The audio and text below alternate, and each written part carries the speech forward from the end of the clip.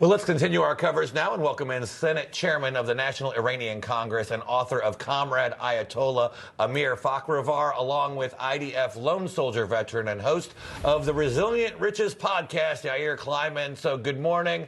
Yair, President Trump pretty furious with both Israel and Iran yesterday. He put it as bluntly as you can with some colorful language on the White House lawn. Let's take a listen.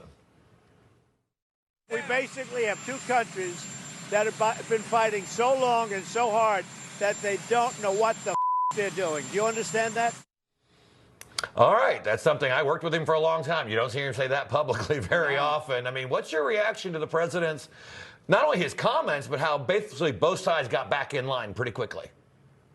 Well, we have to understand the beauty of Israel democracy, that not only is Israel allowed to be critiqued by its own people, it's actually allowed to be critiqued by foreign countries and President Trump, along with many other countries.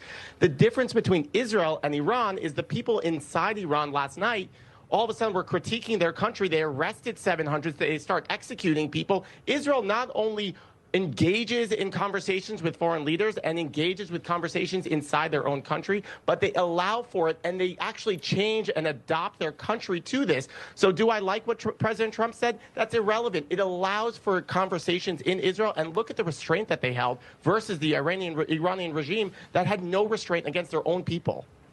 And Amir, I want to ask you about this because my producers tell me you were sentenced to 8 years of imprisonment in Iran, and you've personally suffered at the hands of the Iranian regime that is in place right now. I know you've seen the ins and outs of this regime. What can you share with our viewers that they may not understand about what is happening within this country and within this regime? Thank you for having me. Yes, you know what? The regime just went back to its normal business during last 46, 47 years to torture the people, kill the Iranian people. Yeah, I have been in their different prisons under torture. But I want to mention the very, very interesting and genius comment President Trump made in NATO summit just a couple of hours ago. It was a lot of talk about regime change. Oh, it's good, it's bad. Even President Trump in his Truth Social mentioned a couple of days ago, why not regime change can be an option. And then he said, no, it cannot be, it can be a chaos. It's understandable. But here at NATO summit, President Trump said the situation with bombing Iran was the situation with Hiroshima and Nagasaki, the Japan and the I want to.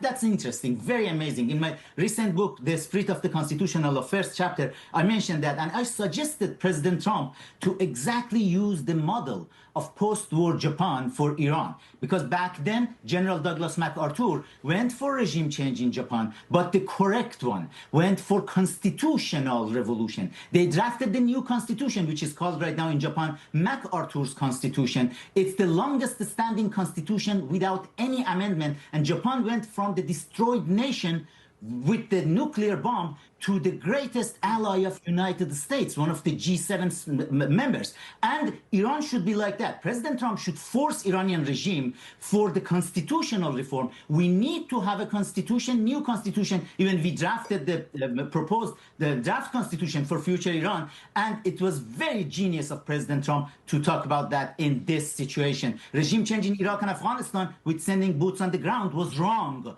Regime change at Japan was the right one. Constitutional revolution. Yeah. Yeah, you know, Yair, President Trump said this morning at the NATO summit that he could one day see the United States and Iran having a relationship. Do you ever see that coming, maybe with regime change, if between Israel and Iran? As long as between Israel and Iran, absolutely. I mean, there has always been a desire from pre-1979 and 1948 for Israel and Iran to be very close.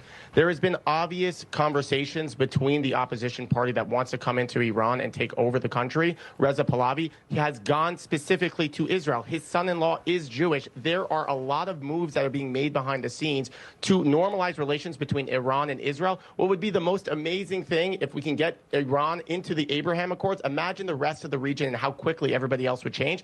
And imagine the regional stability around the world to show that we've overthrown this Islamist regime and now have actual moderates in there and want peace. Yeah, Yair, Amir, we have to leave it there. Thank you both so much. Appreciate you guys this morning. Thank you for having us.